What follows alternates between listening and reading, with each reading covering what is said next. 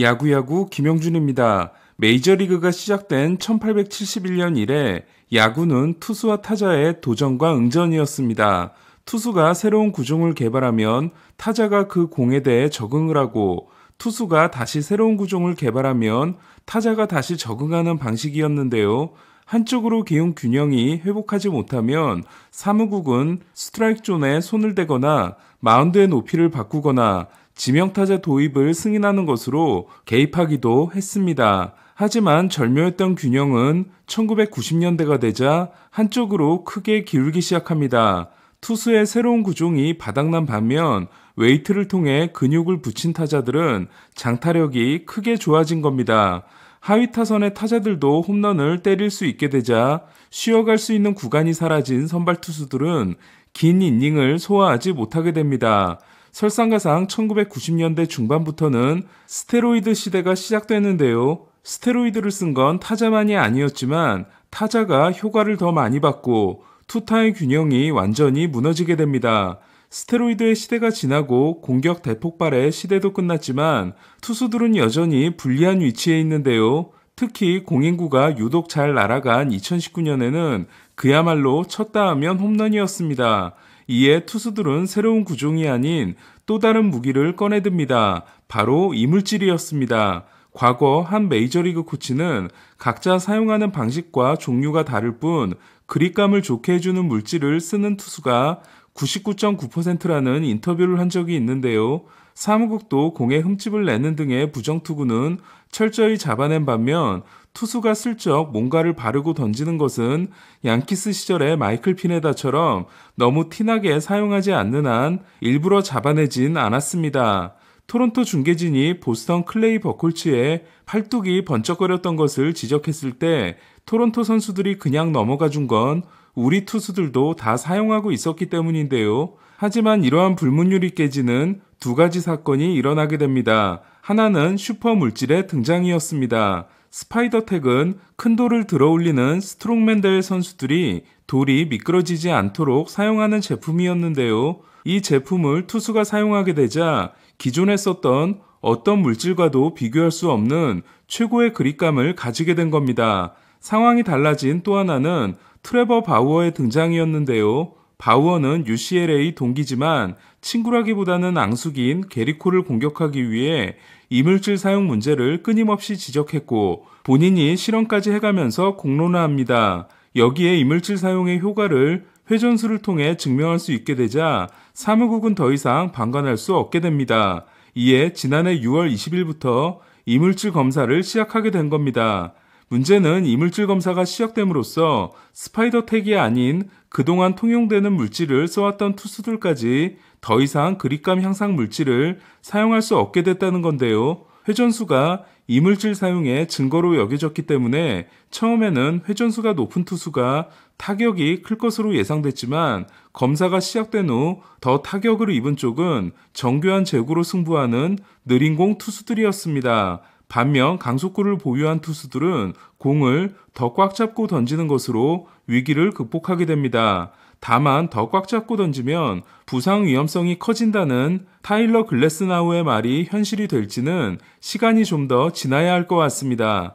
이 모든 문제는 메이저리그 공인구가 다른 공인구들에 비해 미끄럽기 때문인데요. 일본과 한국이 공인구를 만들 때 그립감을 좋게 만드는 첨가물을 넣는 반면 메이저리그는 사용하지 않고 있습니다. 일본 공인구와 메이저리그 공인구의 차이를 누구보다도 잘 알고 있으며 자기 의견을 밝히는데 거리낌이 없는 다르비슈는 타자가 방망이가 미끄러지지 않기 위해 특별한 물질을 사용하는 게 허락된다면 투수도 공이 미끄럽지 않도록 특별한 물질을 사용하는 게 공평하지 않냐. 사무국은 근본적인 문제점을 알고 있으면서도 왜 투수들에게만 희생을 강요하냐는 인터뷰를 했고 저희 채널을 통해 소개해드린 바 있는데요. 제가 이물질 사용과 관련돼 다르비슈를 몇 차례 언급했던 건 중계를 하면서 다르비슈가 글러브 안쪽을 손으로 문지르고 던지는 장면을 자주 목격할 수 있었기 때문입니다. 하지만 다르비슈는 이를 강하게 부인했고 그렇다면 의심하지 않는 게 맞다고 생각했습니다. 다시 미끄러운 공인구 이야기로 돌아와서 그럼 메이저리그도 공을 만들 때 한국과 일본처럼 첨가물을 넣으면 되지 않겠냐라고 생각할 수 있는데요. 실제로 그렇게 제작한 공으로 마이너리그에서 테스트를 해본 결과 투수들이 너무 강력한 공을 던져서 사무국이 포기했다는 소문이 있습니다. 그렇다면 사무국이 고민하는 것도 이해가 갑니다. 이에 사무국은 대안을 찾고 있는 걸로 보이는데요. 먼저 휴미더입니다. 2002년 콜로라도 로키스는 쿠어스 필드가 해발 1600m에 있어 공의 비거리가 늘어나는 문제를 해결하기 위해 공의 습도를 높일 수 있는 휴미더를 도입합니다. 원래 휴미더는 시거를 일정한 습도에서 보관할 수 있게 하는 장치였습니다. 그로부터 16년이 지난 2018년 애리조나가 두 번째로 휴미더를 도입하는데요. 물론 콜로라도 다음으로 고지대이며 대단히 건조한 기후이긴 하지만 개폐식 지붕을 가진 애리조나가 이를 도입한 건 투수들의 그립감을 좋게 하기 위함이었습니다. 휴미더의 효과를 제대로 본 투수는 슬라이더를 미끄러뜨려야 하는 패트릭 코빈이었는데요. 2018년 코빈은 데뷔 후 최고의 시즌을 보내고 워싱턴과 대박 계약을 맺게 됩니다.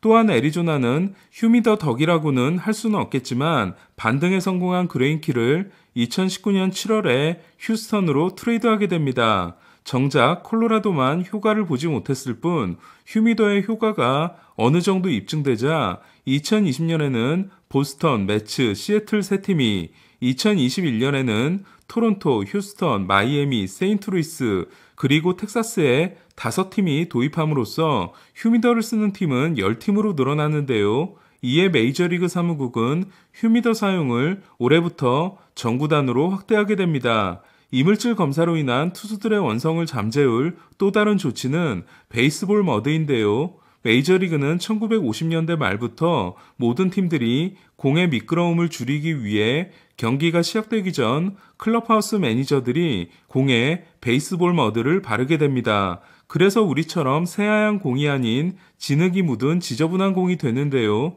베이스볼 머드는 한 독점업체가 델라웨어강 바닥에서 채취한 진흙을 건조시켜 만드는 것으로 독점업체이기 때문에 떼돈을 벌겠다 싶지만 업체 대표는 2009년 CNN과의 인터뷰에서 한 해 수익이 2만 달러 정도라고 밝힌 바 있습니다.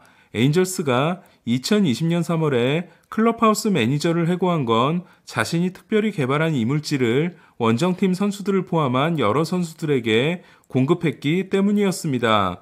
그런데 사무국이 조사를 해보니 클럽하우스 매니저들이 머드를 바르는 과정이 구단마다 제각각이며 너무 일찍 바른다거나 제대로 바르지 않는 팀들이 많았다는 겁니다.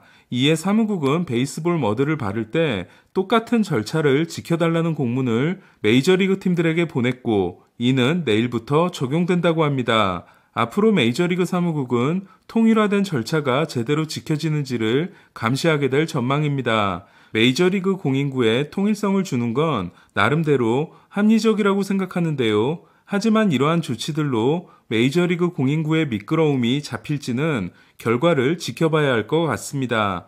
그리고 만약 효과를 보게 된다면 투수들의 고통은 줄어들게 될지도 모르겠습니다. 한편 미네소타가 307개를 치고 양키스가 306개를 친 2019년에 분명 다른 공인구를 쓴 것 같은 메이저리그는 비거리를 감소시킨 공인구를 지난해부터 쓰고 있다고 밝혔고 예전공의 재고가 모두 소진된 올해부터는 홈런이 본격적으로 줄기 시작했는데요. 그러나 어떤 경기는 넘어갈 것 같은 공들이 죄다 펜스 앞에서 잡히고 오늘 제가 중계한 템파베이와 양키스 경기처럼 안 넘어갈 것 같은 공들이 모두 넘어가게 되면 뭐야 오늘은 다른 공인구를 쓴 건가? 라는 생각을 떨칠 수가 없는데요. 올 시즌 일부 매치 선수들은 썬데이 나잇 베이스볼 때 공인구가 더 잘 날아간다는 음모론을 제기하기도 했습니다. 메이저리그는 이미 2019년 런던 시리즈 때 도합 38안타가 나온 17대 13경기와 도합 28안타가 나온 12대 8 경기를 통해 충분히 의심을 살 만한 행동을 한 바 있습니다. 이에 경기에 따라 공인구를 바꾼다는 의심은 더 이상 하지 않게 해야 할 필요가 있습니다. 과연 이번 조치는 경기에 영향을 미치게 될까요? 오늘 소식은 여기까지입니다. 야구야구 김영준이었습니다.